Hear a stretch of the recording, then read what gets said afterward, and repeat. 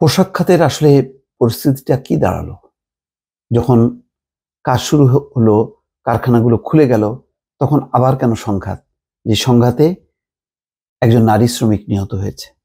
আরো অনেকে আহত হয়েছে। আশুলিয়ায় শ্রমিকদের মধ্যে সংঘর্ষ, নারী শ্রমিক নিহত। টঙ্গীতে বকেয়া বেতনের দাবিতে শ্রমিকদের মহাসড়ক অবরোধ, যান চলাচল বন্ধ। এরকম খবর তো খুবই অপ্রত্যাশিত। কেন এই পরিস্থিতি?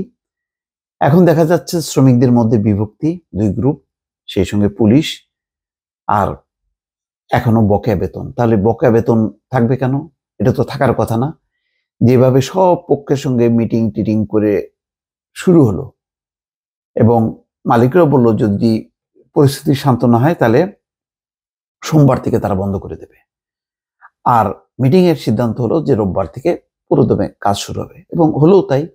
বেশ দুদিন চমৎকার গেল, রবিবার, সোমবার, আজকে মঙ্গলবার এসে আবার হঠাৎ করে সেই ব্রেকটা কেন হলো? এটা তো খুবই আশঙ্কার ব্যাপার যে পোশাক খাতের এই অস্থিরতাটা। আমাদের এখন প্রধান যে রপ্তানি পণ্য সেটা হচ্ছে তৈরি পোশাক। যে বাজারটা আমাদের সারা বিশ্বে এখন উন্মুক্ত হচ্ছে, জিএসপি সুবিধা যেটা বন্ধ ছিল সেটা খুলে দিচ্ছে। তাহলে সমস্যাটা কোথায়? কি আছে এর অভ্যন্তরে? দর্শক, পুরো জিনিসটা এখন মনে হচ্ছে বেশ ঘোলাটে। সাভারের আশুলিয়ায় চলমান শ্রমিক অসন্তোষ যখন স্বাভাবিক হয়ে আসছিল, তখনই আবার উত্তপ্ত হয়ে উঠল। আজ মঙ্গলবার সকালে আশুলিয়ার জিরাবো এলাকায় শ্রমিকদের ত্রিমুখী সংঘর্ষে এক নারী শ্রমিক নিহত হয়েছেন। আহত হয়েছেন আরো অন্তত 3 জন শ্রমিক। তবে স্থানীয় শ্রমিকরা বলছে এই সংখ্যা 15 থেকে 20 জন হতে পারে। একাধিক আইন শৃঙ্খলা রক্ষাকারী বাহিনীর সদস্যরা বলছেন যে নিহত নারী শ্রমিকের নাম মোসাম্মদ রোকেয়া বেগম। তিনি মাস্কট গার্মেন্টসের সহকারী সেলাই মেশিন অপারেটর হিসেবে কর্মরত ছিলেন। রোকেয়া 2021 সালের 1 ডিসেম্বর কারখানাটিতে যোগ দেন। এখানে বলা হচ্ছে যে মাস্কট কারখানা শ্রম আইনের 13(1) ধারায় বন্ধ ছিল। আজ সকালে বন্ধ কারখানার ফটকে মাস্কটের শ্রমিকরা অবস্থান নেন। পরে শ্রমিকরা পাশের সাউদার্ন ও রেডিয়েন্স গার্মেন্টসে হামলা করে। এরপর সাউদার্ন ও রেডিয়েন্স শ্রমিকদের সঙ্গে মাস্কটের শ্রমিকদের ত্রিমুখী সংঘর্ষ হয়। এই সংঘর্ষে মাস্কটের শ্রমিক রোকেয়া বেগম মারা যান।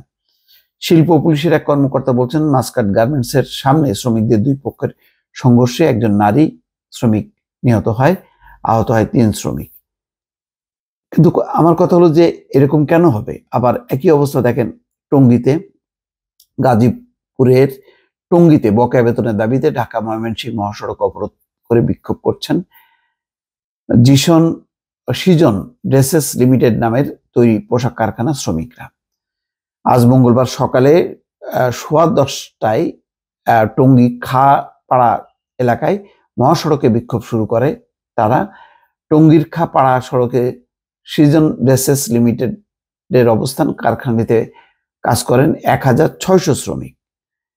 পুলিশ বলছে, পুলিশের শ্রমিক সূত্র বলছে, কারখানাটিতে গত জুন, জুলাই ও আগস্ট মাসের বেতন বকেয়া রয়েছে।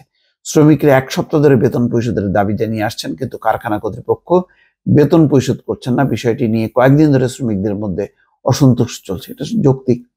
কেন বকেয়া বেতন থাকবে? তাহলে মালিক শ্রমিকরা বা ত্রিপক্ষীয় নানা যে বৈঠক হলো, সেই বৈঠকে এই বিষয়টা কেন অ্যাড্রেস হলো না?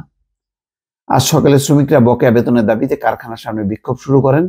পরে সেখান থেকে বেরিয়ে খাপাড়ার এশিয়া পাম্পের সামনে ঢাকা ময়মনসিংহ মহাসড়ক অবরোধ করেন তারা। দুপুর 12টায় প্রতিবেদন লেখার সময় পর্যন্ত কর্মসূচি চলছিল। এতে সড়কে যানবাহন চলাচল বন্ধ হয়ে আছে। তো এই ব্যাপারে মালিকরা কি বলবেন? মালিকরা চান যে কারখানা স্বাভাবিক থাকুক, কাজ চলুক, কিন্তু শ্রমিকদের বেতন না দিয়ে সেটা কি সম্ভব? আর সরকারেরও বা তারা কোন কারখানায় মানে বেতন না দিয়ে চলছে আর কোনটা চলছে না, সেই ব্যাপারটা তারা কি হ্যান্ডেল করছে না কেন? এখানে কোথায় যেন একটা গোলমাল আছে। এবং মানে এই অবস্থা যদি থাকে তাহলে তো গার্মেন্টস কারখানাগুলো যে ধারাবাহিকভাবে চলবে তার তো কোনো নিশ্চয়তা নেই। এই সংকটের সমাধান এখন কোথায়? সেটা হলো বড় প্রশ্ন। দর্শক, ভালো থাকবেন। আল্লাহ হাফেজ।